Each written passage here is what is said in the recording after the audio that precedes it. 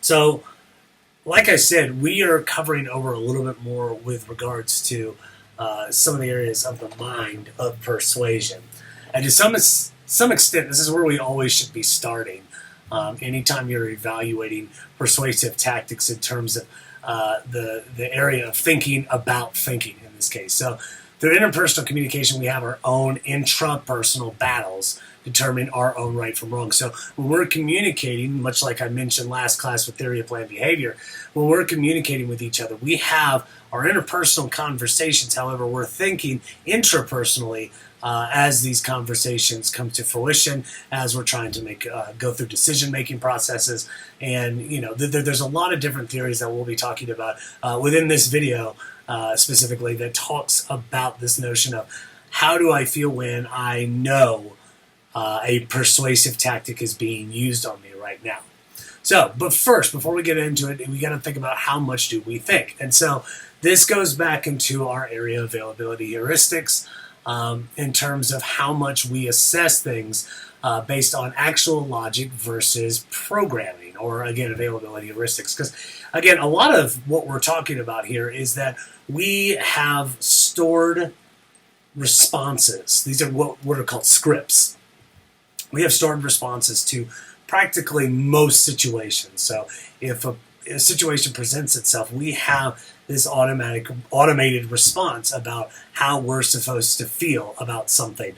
And that's within reason, right? Because first and foremost, a lot of this will come from our nurture of how we were raised, our own personal experiences. And then from that, how much do we adapt from there? So, it's really eerie how similar that we are to something like a robot in this case in terms of how we're programming.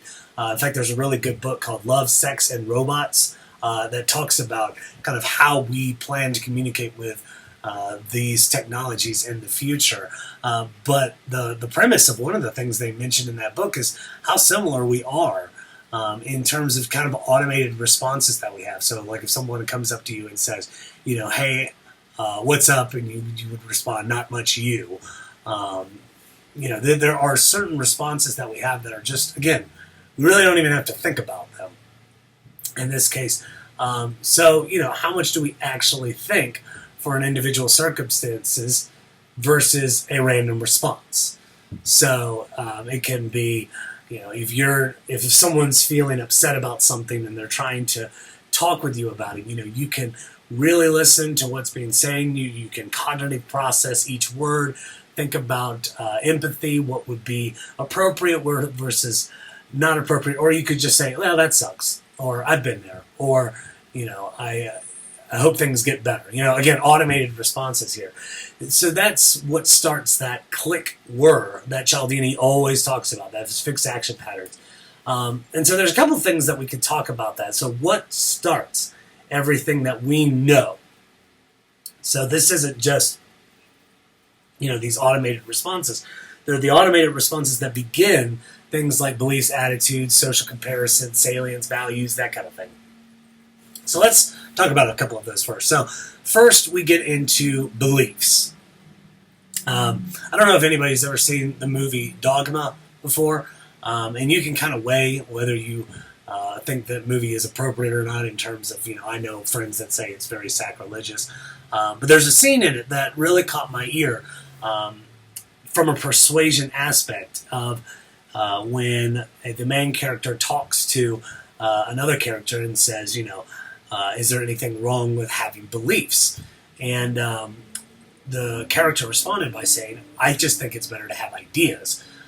You can change an idea, but beliefs are extremely tricky. People fight for them. People die for them. These beliefs are very strong and embedded, and it is our inherent sense of what is right or wrong, true and false. So again, this plays a lot of weight. This is why beliefs are really tricky to change, because they're so embedded with the fact that they're embedded with our truth, or the sense of right in this case. So if we've got that mentality that something is right or it is true, it's hard to change that unless we have basically almost like a pickaxe knocking at each logical point as you're going along, to where you sit there and say, maybe this isn't the best idea for what I'm looking at right now. So, beliefs doesn't, it always is usually associated with religion, but it doesn't inherently have to be a religious viewpoint. You can believe in a lot of different things, but again, that belief structure is very hard to be able to maneuver around because it is so strong and embedded. The interesting thing about this, when you're delivering a persuasive message when it comes to beliefs, is that the interest in the area of listening are usually pretty high when you're trying to persuade beliefs, particularly when people are really invested in it, because people are really invested in it. So if you try to offer a counterpoint towards somebody's beliefs, you can expect them to listen.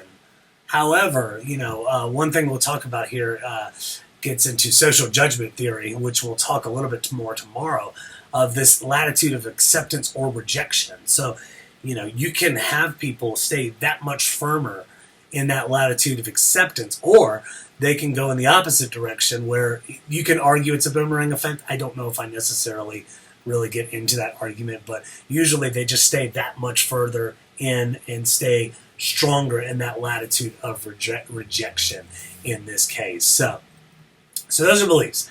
Attitudes are a bit easier. They're knowledge structures or schemas, so things that we know about. And we learn many attitudes towards things, which can be also difficult to break, because anytime we're introduced with a subject, we kind of first go through our stimulus process of saying, what do I think about something? And it doesn't inherently need to be beliefs in this case. It can be something a little less strong, but at the same time, something you're very interested in. I said very about 3 times just there. And I'm seeing this a lot in terms of politics in the Winter Olympics now, of certain athletes speaking up and audience members not liking that they're speaking up. The attitudes towards respect towards the presidency can be very strong with some people, and so when people go against that, again, those attitudes are extremely strong. They don't inherently have to be beliefs, because this is right and wrong, true and false. But again, those attitudes of the what you feel in this case can be pretty strong as well. It's usually one of the least strong of beliefs, attitudes, and values. Values are ideals that construct our lives. I just used the same word to define it. They're ideals that kind of construct our lives, and they're usually stable and pretty applicable. So, you might have the value of every person deserves a good education, or you might have the value of a hard day's work, or you may have the value of family first. And they're really axioms and maxims and colloquialisms that we base so much on, and they shape a lot of how we do things. They're not, again, inherently beliefs, they're not inherently attitudes, but we do assess these values in terms of when things come up. My parents, for instance, have a very strong value system towards certain holidays and how you should react and how you should behave and how you should be doing things leading up to it. So they always want everything perfect to them. And that presence, that display of showing your best foot forward is a value system that they have. Other things we can look at is salience. So which one of these attitudes or beliefs or values are most important to you? Because if you think about it, anytime that you're assessing a value, an attitude, or a belief in this case, you've got to think of which one is most applicable and which one's going to carry the most weight. Because sometimes we have topics that we get into that we really do not care about. I have my personal areas that I don't like to hear certain conversations, or I tend to move away from them because they just don't really interest me. And so that salience comes into play here. But the interesting thing with salience in this case is if someone's talking to me and given a certain topic, they could be easily persuading me if they can catch my interest. This is the problem that is on the opposite side of beliefs. Beliefs I will listen to, but I'm going to have a strong opinion to. Whereas in salience in this case, we may need to feed into my availability heuristics, and you may not catch my attention. However, if you do, I might be easier to persuade in this case. The last thing within these starters of availability heuristics, are modeling or social comparison. So more often than not, we do compare our behaviors and adjust towards other things we see. So we emulate those we admire versus turning away from those we do not. So if we see an action that we deem admirable, respectful, full of virtue, we sit there and say, I want to react accordingly to model after that person in terms of whatever it is they did. So, if they donated, if it's a celebrity and they donated to charity, I want to do that. If it's a celebrity and they gave back, or I just said donate to a charity, but as one of my wife's best friends calls courtesy points in sports. So if you help a fellow athlete up after they fell down, or showed good sportsmanship, that may be that area of social comparison that I want to emulate in this case. Whereas if I say things that are rude, not virtuous, of poor taste, then I'm going to stay away from that, and I'm going to make sure that I model in the exact opposite way. So one of my kind of guilty pleasure shows, I don't even know if it's on the air anymore. I used to watch Wife Swap a lot. And the reason I watched it kind of in uses of gratification, because I'd always model myself after people I respected on the show, which weren't many people, by the way, versus people that I saw as lazy, apathetic, and I didn't want to be those people. So I went in the opposite direction, and usually my wife would say I was a better husband for watching that show because the house was always clean after I watched it. So there's a couple things that I want to talk about as kind of the last area, but it will take a little bit to cover over, are some of these models of persuasion. And your book in Denton covers it, and I want to go over them in short succession, only because I'm going to go over a bunch of them in greater detail. So things that may have already come up, things like stimulus response theory. Stimulus response theory comes up in terms of what we know about Ivan Pavlov's dog. You've probably heard of Pavlov and classical conditioning of, introducing a phenomena, which in this case was a bell and dog food. And so he would train the dogs that every time you ring the bell, the dog would go towards whatever the food in this case, and they would start salivating. So his goal was, if I ring the bell, I can get a dog to salivate without showing that dog food. So that's kind of the premise behind it. But there are certain things that come up that come into what is stimulus response theory. My mother, for instance, used to do this with our dogs, where she would scold our dog for jumping up on a piece of furniture, and then other times she wouldn't. And I'm thinking, from a stimulus response theory perspective, that's confusing. And it could be the same in terms of raising a child, in terms of punishing versus rewarding, given the same type of behavior. So if it's not consistent, Pavlov would say that's confusing towards that person, and they might not understand what they're being rewarded for versus not. So that's one.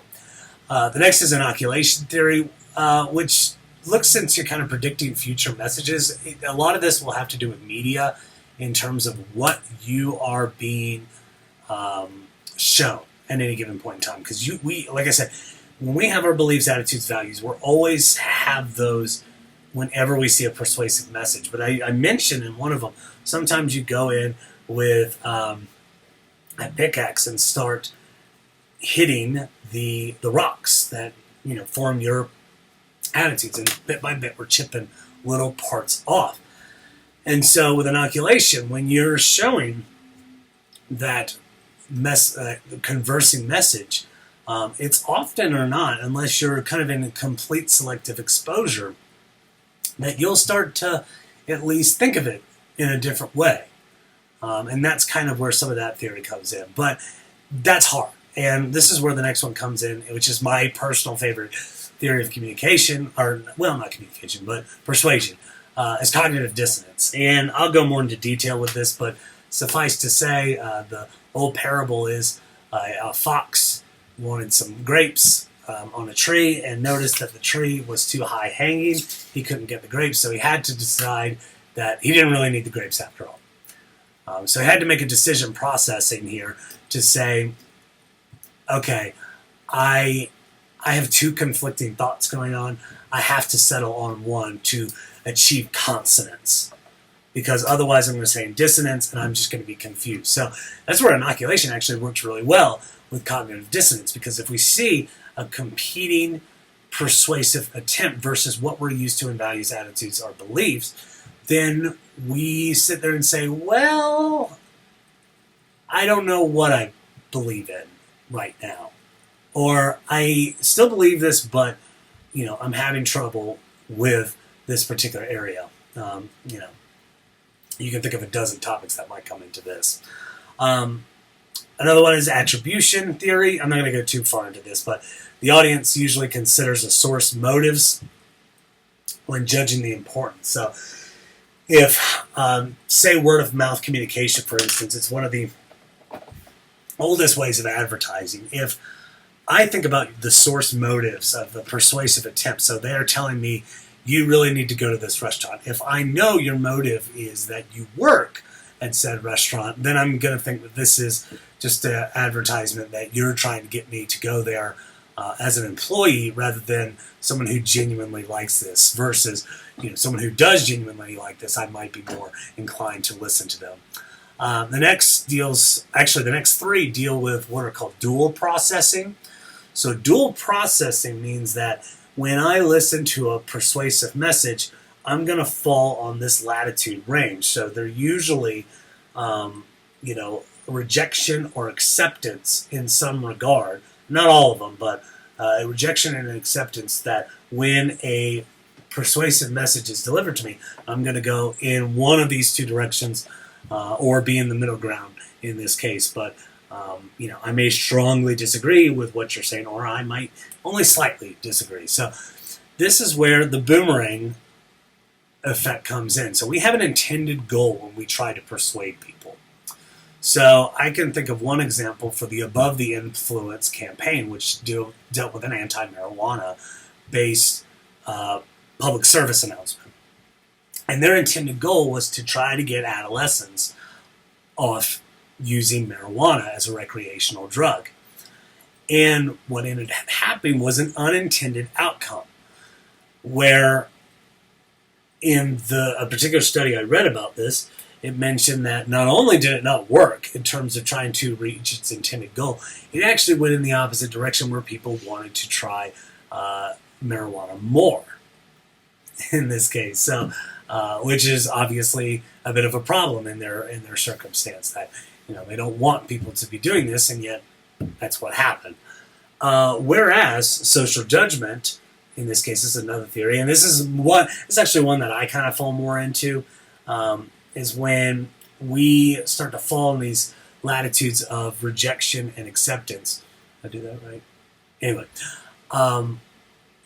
where it's kind of a retroactive thing. So you may say, I enjoy something because I'm good at it, or I'm doing it, so I guess I enjoy it to some regard. I have that relationship with my love for flags. That could be Sheldon Cooper's presents Sheldon Cooper's Fun with Flags. My dual processing says, if I like country flags of the world, I would say yes, but I'm really not sure why. I don't know really what it sparked me to really be invested in it. I'm just good at it in this case. So that's why I always have flags. I've got my stand right here. If I can pull it out, maybe I can't. There we go. So my little state flags is, again, something that's always interested me to some regard. But that's kind of a stupid situation of talking, whether you enjoy flags or not, kind of dumb in this case. However, a good latitude of rejection or acceptance could go back to the Above the Influence campaign, where it's not inherently that I'm moving in the opposite direction of rejection, but that I'm just staying more firm in those areas. This is what social judgment talks a little bit more in this case, is that I'm more firm in this area versus actually moving in another direction. So it just strengthens within that latitude of rejection. The last one is the elaboration likelihood model. I'll cover over that in a later week. It's basically how we process message, whether it's we pay attention to the fine print or we pay attention to the jingle. I'll get more into it, but there's a good example on page 150 of your Woodward and Denton book. I'd strongly encourage you to look at it because, some of it will actually talk about the ability to process some of this material versus our desire to process some of this information. So that all comes into play. So like I said, all these things deal with our individual beliefs, and that's why, I talked a little bit about it with theory of reasoned action, theory of planned behavior. Tomorrow, I believe I'm talking about social judgment theory, which extends a little bit more into what we've been talking about with this particular area of, again, bridging that gap between what we perceive cognitively and how we work socially in this case. So that's it for today. I hope you all have a wonderful day. Keep dry. I think it's supposed to rain all week.